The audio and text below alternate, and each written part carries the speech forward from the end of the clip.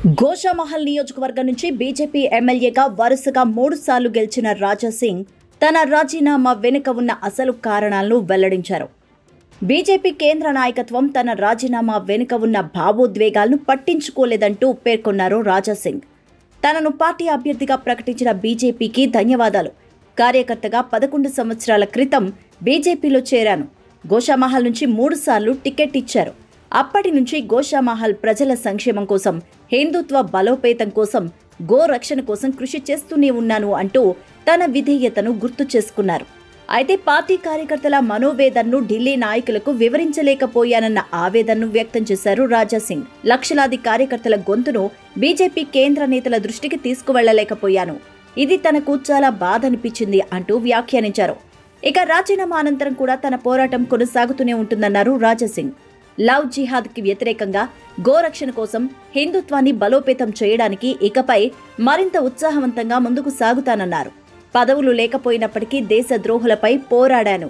ఇప్పుడు ఉన్నా ఎప్పుడూ ఈ పోరాటం కొనసాగుతూనే ఉంటుందంటూ స్పష్టం చేశారు.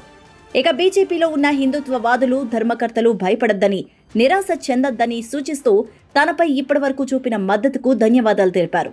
ఇకపై కూడా తాను అదే ధర్మ మార్గంలో కొనసాగుతానని రాజా సింగ్ హామీ ఇచ్చారు. గోషామహల్ ఎమ్మెల్యే రాజా సింగ్ రాజీనామాను ఆ పార్టీ అధిష్టానం సైతం ఆమోదించింది. జాతీయ అధ్యక్షులు జేపీ నడ్డా ఆదేశాల మేరకే రాజా సింగ్ రాజీనామాను ఆమోదించామని, ఈ నిర్ణయం తక్షణమే అమల్లోకి వస్తుందంటూ బీజేపీ జాతీయ ప్రధాన కార్యదర్శి అరుణ్ సింగ్ సైతం ప్రకటన విడుదల చేశారు. అయితే ఈ క్రమంలో కాంగ్రెస్, బీఆర్ఎస్ లో చేరబోతున్నారు రాజా సింగ్ అంటూ వస్తున్న వార్తలపైన రాజా సింగ్ స్పందించారు.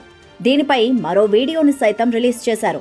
రాజీనామా ఆమోదంపై కార్యకర్తలు భయపడొద్దు. నా రాజీనామా కారణాలను అధిష్టానం పరిశీలించలేదు. కార్యకర్తల అభిప్రాయాన్ని ఢిల్లీకి తీసుకువెళ్లలేకపోయాను.